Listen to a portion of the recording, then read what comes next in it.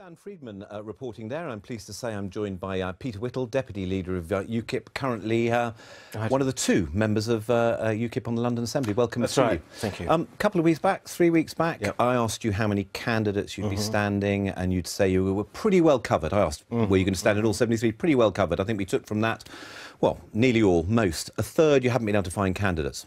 Well, no, it's not a question of not being able to find them. What it's been as well is that we said to branches that they could decide what they wanted to do in this election, and of course they took us at our word. I would like to have seen some more in London, of course, but we've got, I think, 48 out of the seats in London, less than we had. But at the same time, these are very unusual circumstances for this election, there's no question, not just in London, but across the country. And people, like we saw in the film, are, I would say, lending their vote actually to Conservatives on this particular Well, we'll come on to that in a second, but you say, so you left it because that's what you do. You leave it to the constituency level. Yep. They get to choose. And in many of these places, suitable people didn't come forward, did they? That goes to show just the state of the party in London now. No, I mean, look, I mean, we're actually... That is true, isn't it? No. They're able to choose. In a number of those cases, those seats, suitable people didn't come forward, so you couldn't put them forward. No. They're able to... In many cases, actually, they wanted to not actually challenge someone who was a Brexiteer. That was the whole point. That's been the case across the country.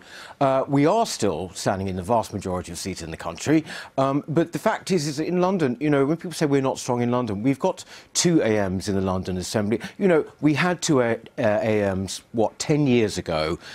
Basically, then we didn't have any for a while. Now we're back. I think people might say, Peter, they might say that you've had a period of strength, but it's absolutely deserting rapidly. No, Tim, people say that all the time about us. Since I've been in UKIP, a lot of people want us to go. We're not going to go anywhere. We are here to stay. There's no question. We are very strong in certain parts, particularly when you go outside towards the east of London, places like Dagenham. It rather goes to making the point that we heard from the good people of Hornchurch, and you know, they're not wrong, are they, out in Hornchurch, that in a number of your associations have decided that it's best not to challenge a Conservative Brexiteer or whatever. Conservative Brexiteers under Theresa May better able to deal with the process. Now, thanks very much for what you've done, but it's over. No, because, look, the thing is about a lot of our voters, it might seem rather old-fashioned, but the fact is they do put country before party. Right? And the fact is, as well, is that they will come back when they see what happens with Theresa May, which is that there will be softening,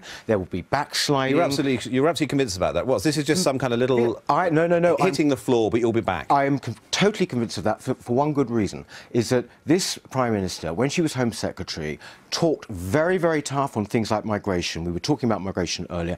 Very, very tough on migration. She then presided over the biggest hike in migration we've seen in our history. Right? Why should we actually trust what Theresa May is going to do with this? And the fact is that the bigger the majority she gets, the softer she will get. Then I think you will see people coming back to us. But I would also say this. We have our manifesto coming out on Wednesday, but all the ideas that we have been putting forward, whether it's our integration agenda, whether it's on cutting foreign aid, whether it is on really getting migration down, all of these issues will be in the mainstream in the years to come. Fine. And one thing we do know, and we don't have to wait for the manifesto for this, thankfully, immigration. So that 1 in, 1 out.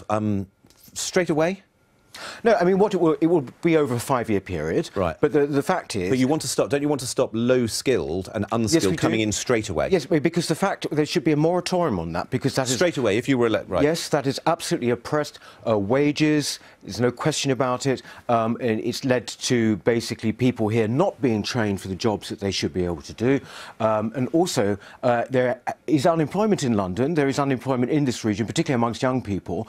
And this is not being addressed. So paint us a picture of the coffee shops across London, maybe even actually the people cleaning the hospitals on day 1 or day 10, say, once you're... Well, you can't do it, I mean, not on sort of day 1. I mean, that's a silly way of putting it. What you've really got to do is look at it like this, Tim. When it comes to unskilled or low-skilled jobs, right, there is a glut in the market. There are basically people here cannot get jobs, that is for sure.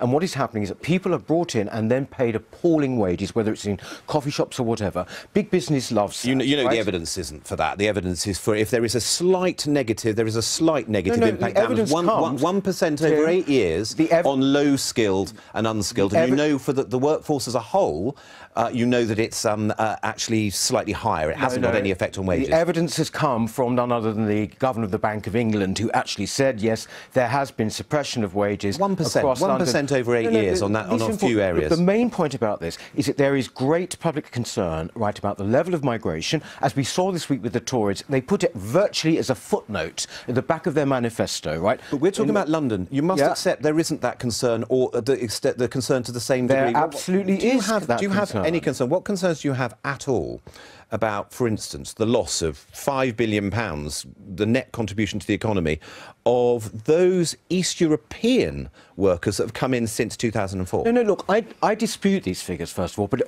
the other point about it is this. It is not just about the needs of big business or, indeed, about money as a whole.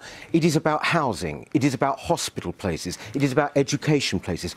We have got the biggest crisis in housing in the whole country. But if they are net contributors, and if they are contributing to the exchequer, they are helping provide the receipts that is improving that provision. They're not improving. Well, or are you blaming them wrongly for underinvestment which is elsewhere? It is absolute common sense, right, that people can see for themselves. If you have huge numbers of people coming into the country, coming into London, London's population is growing by 1 million a decade, right? Yeah. Now, that is going to have an effect on housing, on education, on social services, on hospitals. Absolutely right. 60,000 workers about a year coming in, 100,000 probably with dependents, students and whatever. What would you like to see the figure at? What's a realistic figure each year for London? That is the wonderful thing about having a points-based system. I know, and you've got to think through, because you'll know some of the sectors and what sectors need. Have you got an idea of it? We want to cut migration by half. No other party is saying that at the moment. They're accepting a situation where 600,000 people come in,